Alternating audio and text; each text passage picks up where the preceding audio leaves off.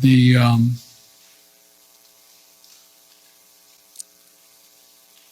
and some of the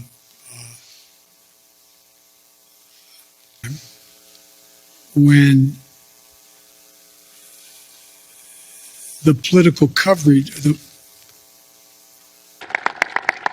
do we do now? What am I doing now? Finelli, excuse me, Fennell, and what am I doing here?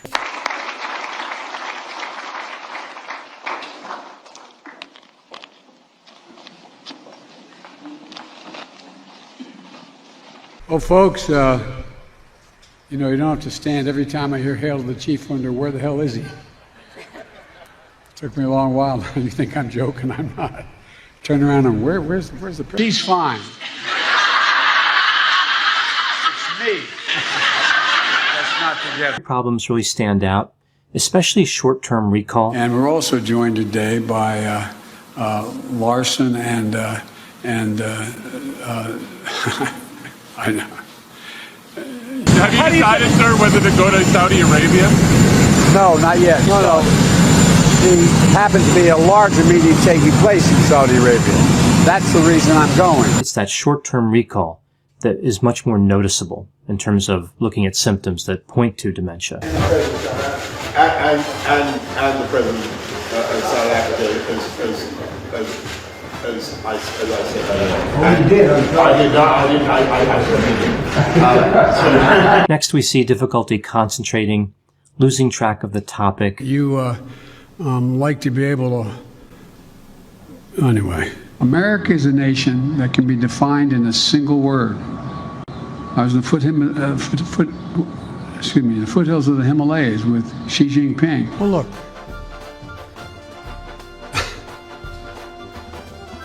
Getting lost when outside the house. Sometimes people also get lost in their own house. This is considered a more severe symptom.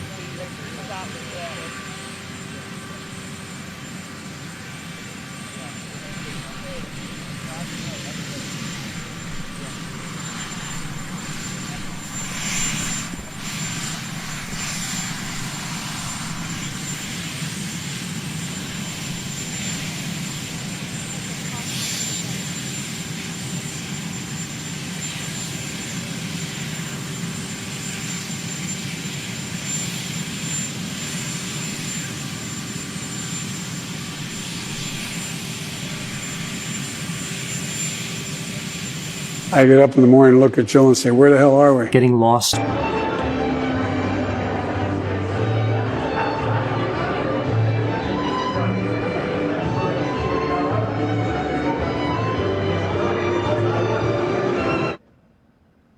That's the President of the United States in his own house. Sometimes people also get lost in their own house.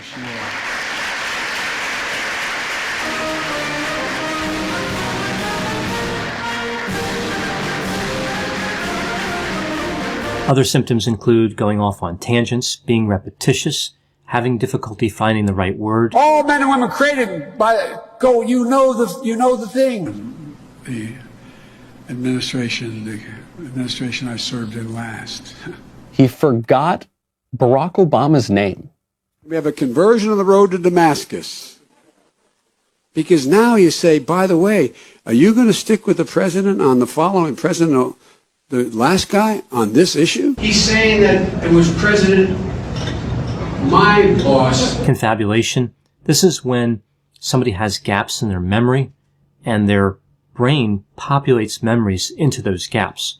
Now, these memories are from other events, so the stories that they tell don't make any sense. I was doing Villanova's commencement, and one of my nuns from school was getting her doctorate degree. I presented it to her, and she said, that was pretty good, Joe. The president didn't make a commencement speech. No, but let me talk for a second. I'm a professor. So confabulation is considered a fairly severe symptom. Getting a lot of reaction after saying he used to drive an 18-wheeler. During a visit to a Mack truck assembly plant yesterday. Well, the White House is struggling to defend the claim since driving a big rig requires a special license for one, and while there is nothing in Biden's history to suggest he's ever actually done this. We also see difficulties with agitation, anxiety, paranoia. Fewer. Not more, fewer. What do you do all the time? So when did I say I was coming? I said. Read what I said and tell me. Read the polls, Jack. You guys are all the same. Lost your child. You lost your child. It's gone. I don't know if Biden has dementia or not. The doctor said that in 2020, but as you've seen, the last 2 years of Biden's antics somewhat fit the bill. Jill Biden says it's ridiculous to question Joe Biden's cognitive abilities. That's ridiculous. Really? Is that why you have to tell him what to say when he forgets to say God bless America on July the 4th? Thanks. Okay, and God bless America. Thank you. thanks.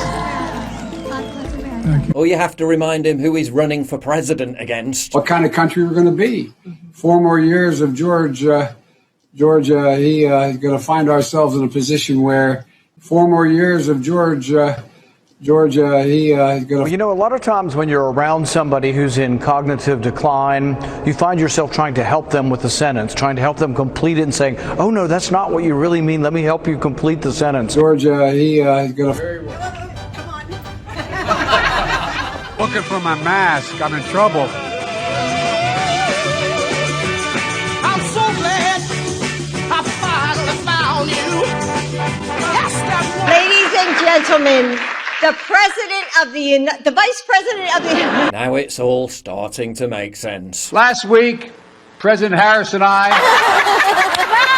Biden was even photographed holding a cheat sheet given to him by his advisors instructing him on how to enter a room, say hello, sit down, talk to other people and then depart. Why on earth does the President of the United States need an instruction manual on how to behave like a normal human? That's like something you give to a nervous 5-year-old who's about to do his first elementary school class presentation. He also keeps reading teleprompter cues as if they're part of the speech. Because of the actions we've taken, things have begun to change.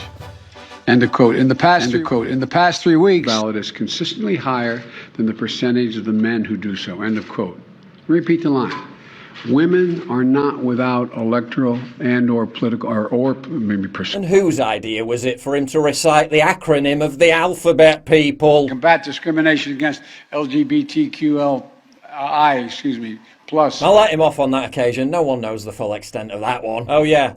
And he's still doing that weird sniffing thing. You'd think one of his advisors would have a word. I mean, correct me if I'm wrong, but it seems doubtful that smelling children in public is going to convince those swing voters. My butt's been wet. My butt's been wiped. My butt's been wet.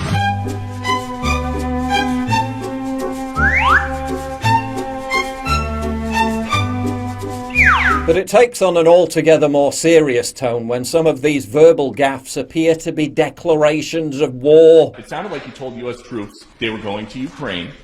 It sounded like he said it was possible the U.S. would use a chemical weapon, and it sounded like you were calling for regime change in Russia, and we know... None of the three occurred. None of the three occurred? None of the three. And you're going to see when you're there, and some of you have been there. For God's sake, this man cannot remain power. Uncle Joe's cognitive degradation isn't just some hyper-partisan Republican talking point. The Democratic establishment must know.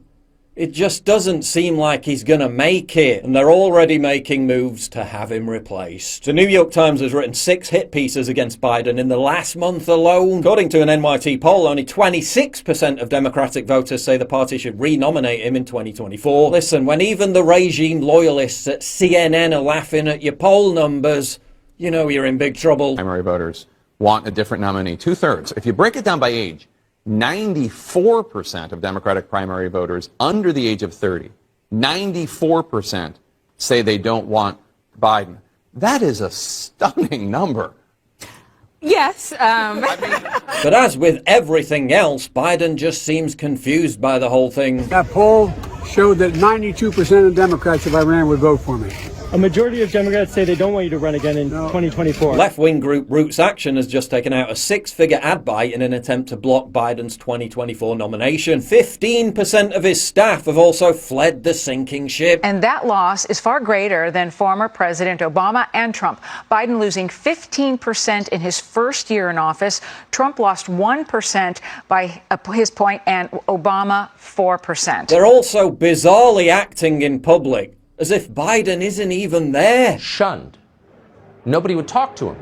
So Biden wandered off looking vacant as a crowd formed around a former president, Barack Obama, who was obviously deeply grateful for the attention. And then it got worse. It got much more poignant than that. Watch Biden try to horn in on the conversation swirling around Obama. Everyone involved in that conversation, including Kamala Harris, who supposedly works for Biden, ignored Biden completely. Biden desperately tried to get Obama's attention. He puts his hand on Obama's shoulder. He even calls him Barack, like they're friends. But Obama blows him off. He acts like Biden's not even there. Ask yourself if you have ever in your life seen anything sadder than this.